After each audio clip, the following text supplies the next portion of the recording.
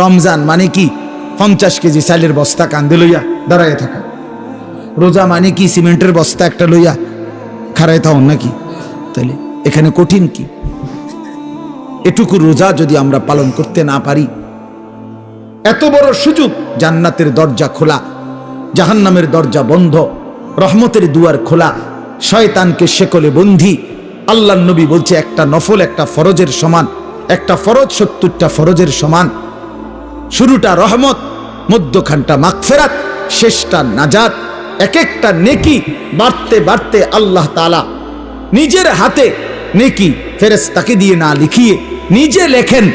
এত কথা এত কথা এত কথা, এত ফজিলত, এত কিছু নবীজি বললেন আমার বাপ আমার ভাই। এরপরেও যে ব্যক্তি রমজানের কদর করলো না, তার উপরে আল্লাহর লানত, ফেরেশতার লানত, মুহাম্মদুর রাসূলুল্লাহর লানত। তোর উপরে খোদার গজব পড়ুক, তোর উপরে খোদার লানত পড়ুক। হ্যাঁ, এটা আমি বলি না, এটা জিব্রাইল বলে গেছে নবীকে।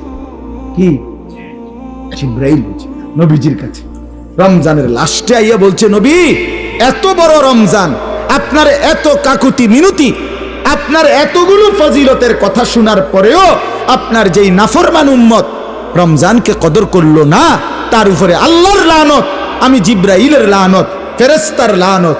নবী বলছে আমিন।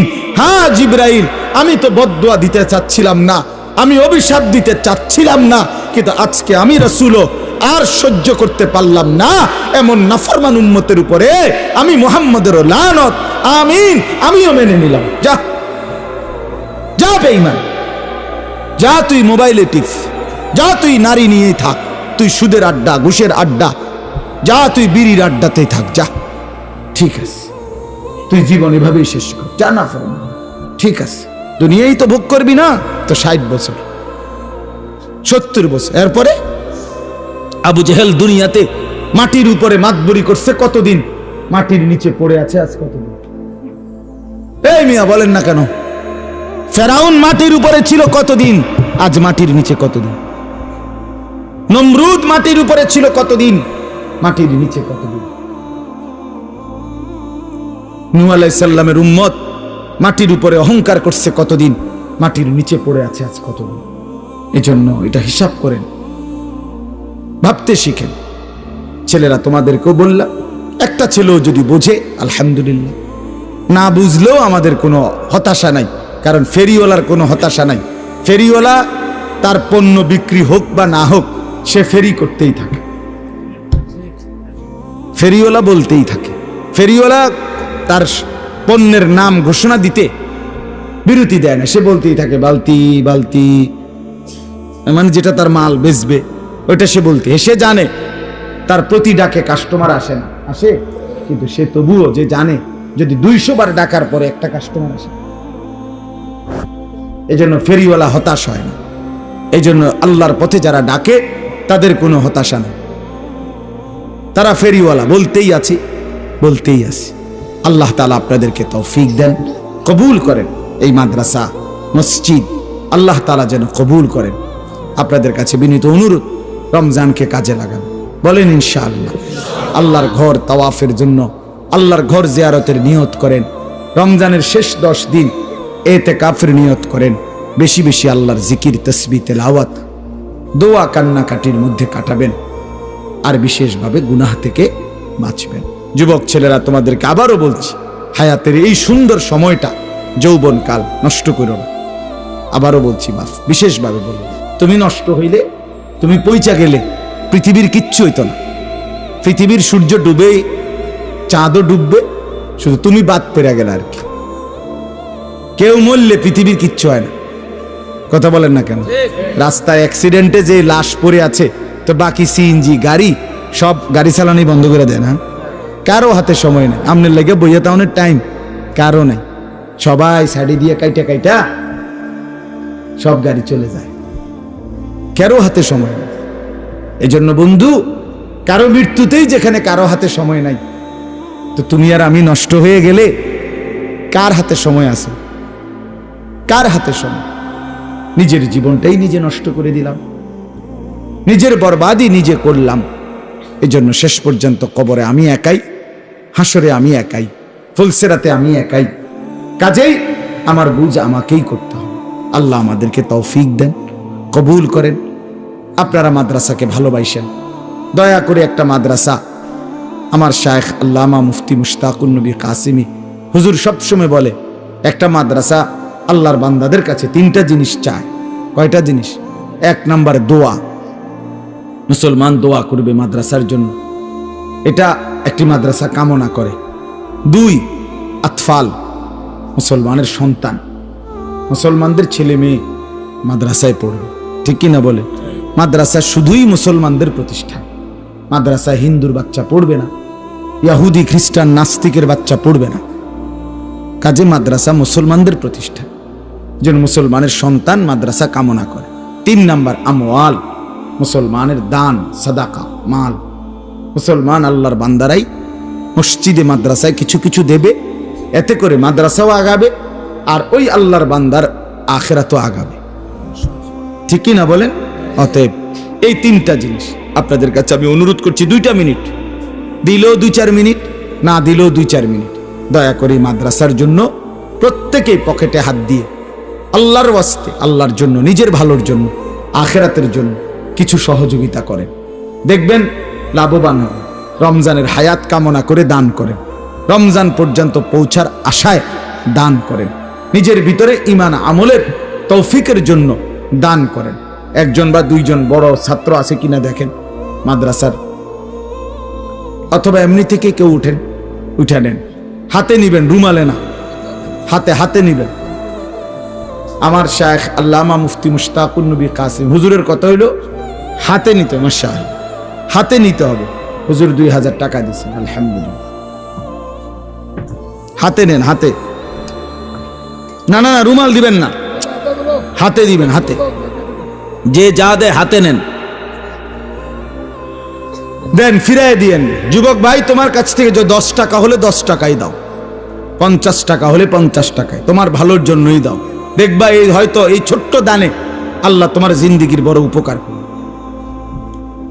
আল্লাহ তৌফিক দান করুন।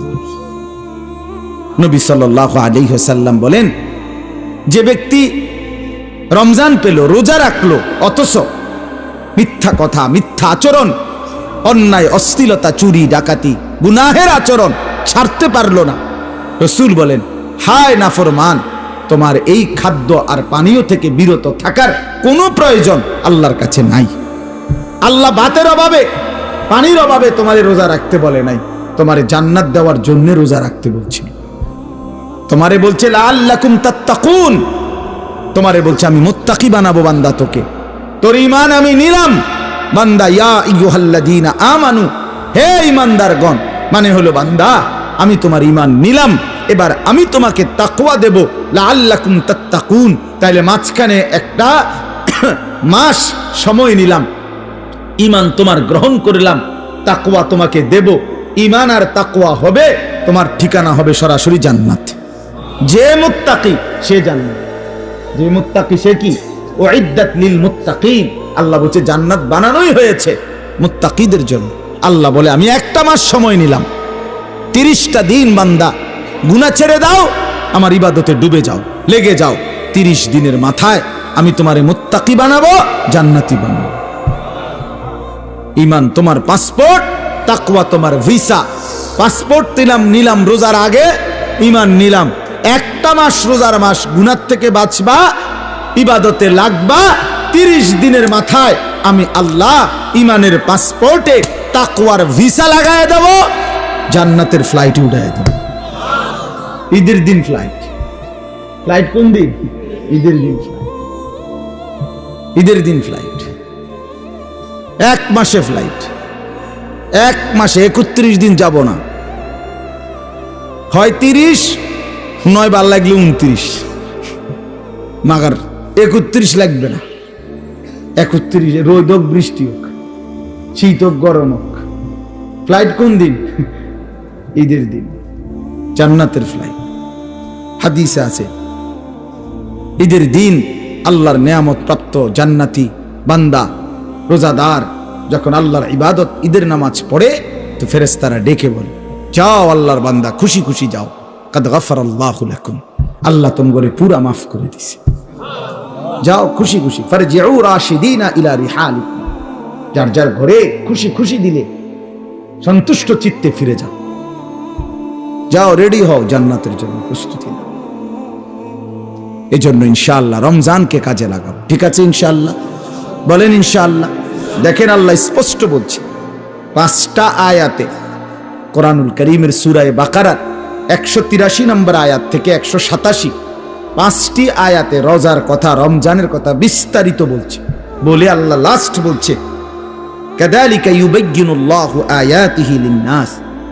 আল্লাহ বলে বন্ধু আমি এভাবেই পরিষ্কার করে আমার বান্দাদের জন্য আমার আয়াত, আমার বিধান, আমার কথা স্পষ্ট করে বলে দিলাম, লাআল্লাহুম ইয়াত্তাকুন, যেন সকলেই মুত্তাকি হতে পারে, জান্নাতি হতে পারে। এটা হলো 187 নম্বর আয়াত। কথা শেষ করছে কথা আল্লাহ বলছে। আল্লাহ বলছে বান্দা আমি সবচেয়ে কমাইছি, সবচেয়ে সহজ করছি, সবচেয়ে ছোট করে আনছি রোজা শুধু তোমাদের জন্য। আখিরি নবীর উম্মত তোমরা, আমার আখিরি বন্ধুর উম্মত, তোমাদের জন্য আমি সবচেয়ে সহজ করছি রোজা। রোজা পূর্ববর্তী জাতির, যারা পূর্ববর্তী জাতি, তাদের রোজার নিয়ম কানুন, রোজা ছিল সবার, কিন্তু নিয়ম কানুনের মধ্যে বিপরীত ছিল। বিশেষ করে আমাদের নবী সাল্লাল্লাহু আলাইহি সাল্লামের সাহাবায়ে কেরামের আমলে তাফসীরে আছে স্পষ্ট, ওলামায়ে কেরাম জানে যখন রোজা ফরজ হয়েছে, মজার কথা শুনেন, যখন রোজা শুরু হয়েছে সাহাবীদের জামানায়, তখন রোজা কেমনে রাখত? নিয়ম ছিল সন্ধ্যাবেলায় ইফতার করার পরে, ইফতার করে না সূর্য ডুবলে, তো এই সময় ইফতার করার পরে এই বাকি যে রাতটা, এই রাতে যতক্ষণ সজাগ থাকবে প্রথম, এতক্ষণই খানা দানা, স্ত্রী মিলন এগুলো করতে পারবে। কিন্তু যদি ঘুমাইয়া যায় 10 মিনিটের লাগেও, 1 মিনিটের লাগেও, শুইয়া লাইলে চোখ বন্ধ, ঘুমা এসে গেলে পরের দিনের রোজা শুরু। হ্যাঁ, এটাই বিধান। নবীজির জামানায়, সাহাবীদের জামানায় প্রথম শুরু হয়েছিল এভাবে, রোজার বিধান ছিল এভাবে। এরপরে ঘুমের থেকে উঠা আর খানার সিস্টেম নেই। এক সাহাবী হযরত কাইস ইবনে সারমা আনসারী সাহাবী, উনি এরকম সারাদিন রোজা রাখছে, রাইখা সন্ধ্যাবেলা ইফতারের টাইমে ঘরে আসছে। স্ত্রীকে বলছে ইফতার কিছু আছে কি?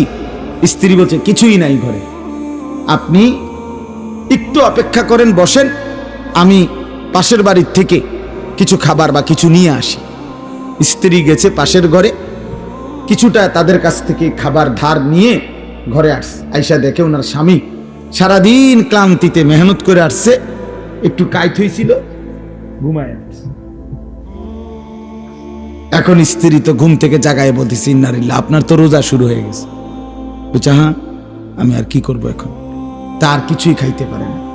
তো আজকের সারাদিন উপাস, সারা রাত উপাস, পরের দিন দুপুরবেলা এই সাহাবী বেহুশ হয়ে গেছে, আর উঠতে পারতেছে না। কেন? লাগাতার এই কষ্ট। কথা বুঝছেন কিনা? এখান দিয়ে 12 24 ঘন্টা, আরো ওখান দিয়ে ধরেন আপনি 6-7 ঘন্টা, প্রায় 30-32 ঘন্টা পরে উনি কি হয়ে গেছে? বেহুশ হয়ে গেছে। নবী সাল্লাল্লাহু আলাইহি ওয়াসাল্লামের কাছে জানানো হয়েছে। আরেক সাহাবী রাত্রিবেলা ঘুম থেকে উঠে বেখেয়ালে ওনার স্ত্রীর সাথে মিলিত হয়েছে, তো ওনারও বড় ক্ষতি হইল, কারণ রোজা তো শুরু হয়ে গেছে। এই দুইজনের দুই বিষয়ের কারণে আল্লাহ তাআলা বলছেন বন্ধু ঠিক আছে চলেন আরো কমান, আপনাকে যে আমি ভালোবাসি। আল্লাহ বলছেন বন্ধু আপনাকে যে খুব পছন্দ করি, আপনার উম্মত তো আপনাকে ভালোবাসলে আপনার সাথে যা কিছু সব কিছুকেই আমি ভালোবাসি। আপনার উম্মতকেও ভালোবাসি, আপনার গায়ের চাদরকে ভালোবাসি, আপনার গায়ের কম্বলকেও ভালোবাসি। কোরআনে আছে ইয়া আইয়ুহাল মুজাম্মিল ইয়া আইয়ুহাল মুদ্দাসসির। নবীজি কখনো চাদর গায়ে দিছেন, আল্লাহ বলছে হে চাদর পরা নবী। নবীজি কম্বল গায়ে দিছেন, তা আল্লাহ বলছে হে কম্বল পরা বন্ধু আমার। তার মানে কি? এটা কেমন মায়ের কথা? এই রুমালওয়ালা ভাই, আমরা বলি না এটা? আল্লাহ যেন বলছে বন্ধু আপনার সাথে যা লাগে সব আমার কাছে প্রিয় হয়। চাদরও দামি, কম্বলও দামি। আয় হায়, যদি চাদর দামি হয়, কম্বলও দামি হয় নবীর সাথে, আপনি আমি লাগলে কি পরিমাণ দামি হব? তাহলে কেন দাড়ি কাটেন? দাড়ি কাটেন কেন বাপ? কাইটেন, এটা অভদ্রতা, অসুন্দর। পৃথিবীর কোন গবেষক, দার্শনিক, পণ্ডিত, বুদ্ধিজীবী, কাফের, মুশরিক, বেঈমান, ইহুদি, খ্রিস্টান, নাস্তিক, মুরতাদ, হিন্দু, বৌদ্ধ, পৃথিবীর কেউ, কোন গবেষক, আমি চ্যালেঞ্জ করলাম, কোন বুদ্ধিজীবী, কাফেরও আজ পর্যন্ত গবেষণা করে প্রমাণ করতে পারে নাই যে দাড়িওয়ালা চেহারার চাইতে শেবওয়ালা দাড়িবিহীন চেহারা সুন্দর, হ্যান্ডসাম। এটা কি যুক্তিতে, কি গবেষণাতে, কোন মেশিনে ধরা খাইছে? এটা কথা বোঝেন নাই আপনি? আপনি কদ্দুর জানলে আমারে কদ্দুর দেখাইয়েন, এরপরে প্রমাণ যদি করতে পারেন তো জেনে আমার বিচার করণ দরকার, আমি হেনে যাবো বিচারের লাগে। দাড়িবিহীন চেহারার চাইতে দাড়িওয়ালা চেহারা লক্ষ কোটি গুণ বেশি সুন্দর, তুলনাই হয় না বেটা। এ তো কাপুরুষের চেহারা বেটা, যে নিজের দেহকে বিকৃত করে, নিজের শরীর চেহারাকে যে বিকৃত করে দেয়, তার হিম্মত কোথায়? সাহস কোথায়? তার পৌরুষ কোথায়? বীরত্ব কোথায়? নিজের চেহারাকে যে বিকৃত করে, নিজের চেহারা নিয়ে যে নিজে লজ্জিত, তো তারই ইজ্জত দিব কে? তারই সম্মান দিবে কে? নিয়ে আল্লাহ আমাদেরকে মাফ করে দেন। তো আল্লাহ তাআলা বললেন, তো এই দুই সাহাবী, দুইটা ঘটনা ঘটলো। আল্লাহ তাআলা বললেন, বন্ধু চলেন সহজ করে দিই, আরো সহজ করে। কুলু ওয়াশরাবু, এই যে দেখেন, উহিল্লা লাকুম লাইলাতাস সিয়ামির রাফাসু ইলা নিসাইকুম। আল্লাহ বলে, এখন থেকে বন্ধু আপনি আপনার উম্মতকে বলেন, প্রত্যেকটা ইমানদার পুরুষ রোজাদারের জন্য সন্ধ্যা সূর্যাস্তের পরে রাত সুবহে সাদিক পর্যন্ত পুরা রাত, এবার আর কোনো ঘুম যাক বা না যাক, কোনো নিষেধাজ্ঞা আর নাই। সে তার স্ত্রীর সাথে মিলিত হওয়া, স্ত্রীর সাথে থাকা তার জন্য পুরাপুরি বৈধ করা হলো। হুন্না লিবাসুন লাকুম ওয়া আনতুম লিবাসুল লাহুন্না। স্ত্রী তো স্বামীর পোশাক, স্বামী তো স্ত্রীর পোশাক। একজন আরেকজনের সাথে মিলে মিশে থাকবে, এটাই তো ইনসাফ, এটাই তো আল্লাহর চাওয়া। আহা, স্বামী যদি স্ত্রীর কাছে আপনার আকর্ষণীয় না হয়, স্ত্রী যদি স্বামীর কাছে আকর্ষণীয় না হয়, বেডিও যদি বাইরের বেড হইতে লাগে আগ্রহী, এবারও যদি বাইরের বেড হইতে লাগে আগ্রহী, তো এই দুই অপদার্থ কি এর স্বামী স্ত্রী? নিফেলাস ঠিক না? কি রে বেটা, তুই বেটা, তোমার বউ আছে ঘরে, তুমি রং ছ মানুষের বেডি, বেওকুফ কোথাকার। তোমার তো রোদে টাঙ্গাই তুমি দরকার। যে মহিলা তার স্বামী আছে, সে পর পুরুষের প্রতি আসক্ত। এখান থেকে মুরাদনগর যাবে, একজোড়া জুতা কিন্তু এবুড়ি রে সিএনজি আইয়া হরন দিতে আছে আধা ঘন্টা ধরে, এবুড়ি রেডি। হ্যাঁ রেডি, আগো বাইরন না, না রাখো না, কদ্দুর রেডি হইতেছে, এবুড়ি রেডি হয়। এই পাউডার ডলতে আছে, ফেয়ার এন্ড লাভলি ডলতে আছে, মেকআপ ডলতে আছে। আহারে বোন, আহারে মা, কারে দেখাইবা? এই রঙ্গরসের যৌবন, এই গহনা, এই অলংকার, এই প্রসাদনী কাকে দেখাইবা? কাকে দেখাইবার জন্য 1 ঘন্টা ধরে সাজলা? রাস্তার ওই লম্পট বখাটে যে তোমারে দেখে অবৈধ কল্পনা করে, অশ্লীল কামনা করে সে, অথচ নিজ স্বামী বেচারা যদি বলে কদ্দুর কাপড় সোপড় কদ্দুর বদলাইয়া সুন্দর করে পাউডার টাউডার বা কদ্দুর সুন্দর করে ভালো হইয়া থাকো, স্বামীর সামনে আসো। হ্যাঁ বেড়া কথা কয় দে, বেড়া বাত রাইনতে রাইনতে জান শেষ, কথা কইতে তো সুন্দর লাগে। এই দিছে বেড়ার যায়, জামাইয়ের 14 গোষ্ঠী উড়ে গেছে, জামাইয়ের কপালে ভালো কাপড়, ভালো প্রসাদনী কিছুই জোটে না, জোটে রাস্তার বখাটের কপালে। আস্তাগফিরুল্লাহ, আস্তাগফিরুল্লাহ, আস্তাগফিরুল্লাহ। আল্লাহ আমাদেরকে মাফ করে দেন। আল্লাহ বলেন এই জন্য কি চমৎকার কথা, হুন্না লিবাসুল লাকুম ওয়া আনতুম লিবাসুল লাহুন। আল্লাহ বলে স্ত্রীরা এ তো স্বামীর পোশাক, স্বামী এ তো স্ত্রীর পোশাক, মিলেমিশে একাকার। সুবহানাল্লাহ। এরপরে আল্লাহ বলেন, আলিমাল্লাহু আন্নাকুম কুনতুম তাখতানুনা আনফুসাকুম ফাতাবা আলাইকুম ওয়া আফা আনকুম। আমি জানি তোমাদের কেউ রাত গভীরে স্ত্রীর সাথে মেলামেশা করে ফেলেছো, ভুল হয়ে গেছে, ঠিক আছে, আমি তওবা করো, আমি মাফ করে দিলাম। ফালআনা বাশিরুহুন্না ওয়াবতাগু মা কাতাবাল্লাহু লাকুম। এখন আমি তোমাদের জন্য অনুমতি দিয়ে দিলাম, এখন হালাল করে দিলাম, বৈধ করে দিলাম, তোমরা আমার সিদ্ধান্ত হুকুম তালাশ করো, অর্থাৎ এখন তোমাদের জন্য অনুমতি দেওয়া হলো। এরপরে আল্লাহ বলেন, ওই আরেক সাহাবীর ঘটনা রয়েছে না, ওই বড়া যে কি হয়ে গেছে, তো আল্লাহ বলছে ওয়াকুলু ওয়াশরাবু, এবং সাথে সাথে খাও, পান করো, হাত্তা ইয়াতাবায়্যানা লাকুমুল খাইতুল আবিয়াদু মিনাল খাইতিল আসওয়াদি মিনাল ফজর, একেবারে সাদা সুতা কালো সুতা থেকে আলাদা করা পর্যন্ত খাও, পান করো।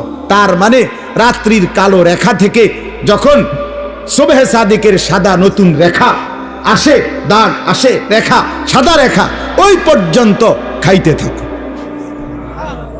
সুম্মা আতিম্মুস সিয়ামা ইলাল লাইল, এবং এরপরে সন্ধ্যা পর্যন্ত, সূর্য অস্ত পর্যন্ত, ওই সুবহে সাদিক থেকে সন্ধ্যা পর্যন্ত রোজাটা পূর্ণ করো। আল্লাহ বলেন, ওয়ালা তুবাশিরুহুন্না ওয়া আনতুম আকিফুনা ফিল মাসাজিদ। আর শুনো, তবে যদি রমজানের শেষ দশকে ইতিকাফ করো আল্লাহর ঘরে, তাইলে আর স্ত্রীর সাথে যে কোনো রকমের রাতে দিনে কোনো রকমের মেলামেশা আর নিষিদ্ধ করে দেওয়া হবে। আল্লাহ বলেন, এতগুলো কথা যা বললাম, তিলকা হুদুদুল্লাহ, এগুলো আমি আল্লাহ তাআলার বিধি নিষেধের সীমারেখা, ফালা তাকরাবুহা, আমার বিধি নিষেধের লঙ্ঘন করে আমার নাফরমানির কাছে যেও না। কাযালিকা ইউবায়্যিনুল্লাহু আয়াতিহি, আল্লাহ বলেন, এভাবে আমি পরিষ্কার করে তোমাদের কাছে সব বলে দিলাম, লাআল্লাহুম ইয়াত্তাকুন, যেন বাস্তবিক অর্থে মুত্তাকি হতে পারো, জান্নাতি হতে পারো। এজন্য বাপ, আমাদের জন্য আল্লাহ তাআলা সবচেয়ে সহজ করে দিয়েছেন রমজান, অনেক কমাই আনছেন। কোরআনে আছে, ইউরিদুল্লাহু বিকুমুল ইউসরা ওয়ালা ইউরিদু বিকুমুল উসর। আল্লাহ বলেন, আমি তোমাদেরকে সহজ করতে চাই, কঠিন করতে চাই না। অতএব আমাদের জন্য আল্লাহই সহজ করেছেন, সহজ করেছেন আমাদের জন্য। সুবহে সাদিক থেকে সূর্যাস্ত পর্যন্ত খাদ্য পানীয় স্ত্রী মিলন থেকে বিরত থাকতে বলছেন, আর সারা বছরের মতো চলমান গুনাহ বাঁচতে বলছেন, ইবাদতে লেগে থাকতে বলছেন। তাইলে অতিরিক্ত আহামরি খুব কঠিন কোনো বোঝা আমাদেরকে চাপায় দিছেন?